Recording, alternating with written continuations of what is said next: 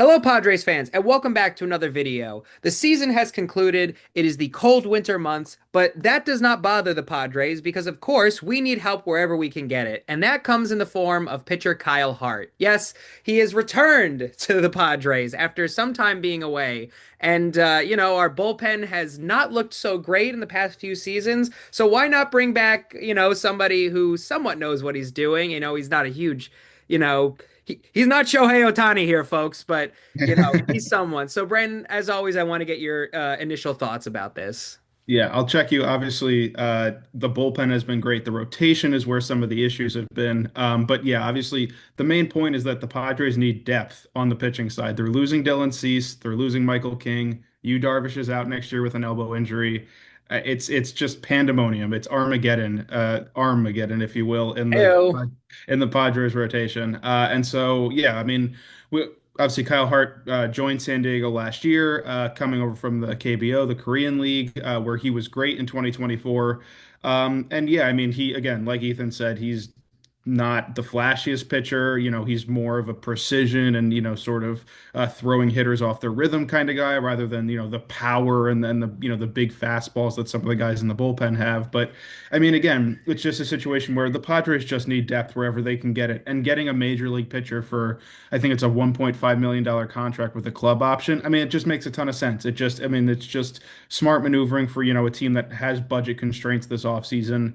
Again, he's not going to change anything, but the fact is he can pitch out of the bullpen. He can pitch out of the starting rotation. He's a lefty who gets left-handed hitters out. He held opposing left-handed hitters to, I believe, like a 550 OPS or somewhere around that mark in 2025. So again, he knows his job. He's good at what he does. He's not going to change, the state of the organization.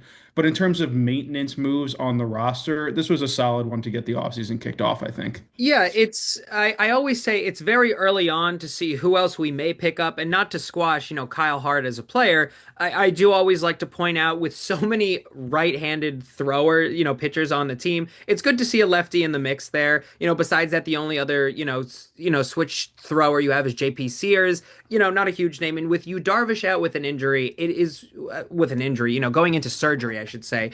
Right. Kyle Hart seems like the best option for the price that we're getting. Again, I do kind of want to point out the fact that you said his contract isn't like this big deal that we're signing, but again, he's been away in a complete different country. So the Mhm. fact that we're signing him, I think, is a move on the front office as more of safety rather than, a big chance. Wouldn't you agree?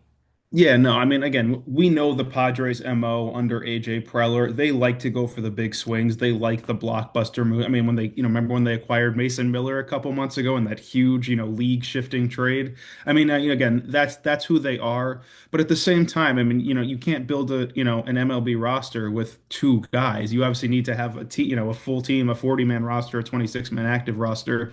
Kyle Hart is just a nice quality option. He's not, again, they could have done better. Hart obviously was not great in 2025. His ERA was nearing 6. His FIP was, questionable. It was also in the fives. Again, he doesn't strike a ton of guys out, but at the end of the day, again, for a roster that is as pitching starved as the Padres is, at least in the rotation, having depth and versatility, again, it's really valuable for a guy who can throw out of the bullpen and out of the rotation and switch between those roles in a given season. That's a really valuable skill set, even if he's not the best pitcher in the world. And so, yeah, I mean, like you said, Ethan, this is just a sign that the Padres understand they need depth. They need to make some of these smaller moves to supplement what hopefully will come down the road, which is a blockbuster trader signing. Yeah, I think the kind of closing thought I want to end with is losing players like Cease is a huge blow to the roster. But at the end of the day, retaining almost every other player that we have, and of course, when Yu Darvish is healthy again, look, he's an older player, he's still a good player. 2026 could be a very good year for the Padres as we build up more of our roster with, who knows we'll get next. It's still very, early in the free agent market to see who we'll acquire. Something I kind of want to end on here is that when we were in the playoffs, we were hot in the playoffs. We didn't make it very far, but we don't play it fast and loose at the end of the day. That's not who the Padres are, and I don't think that's who they'll ever be known to be. But I think this was like you said, a very smart move to grab Kyle Hart. Do you have any kind of closing statements about him or, what other free agents we could grab next?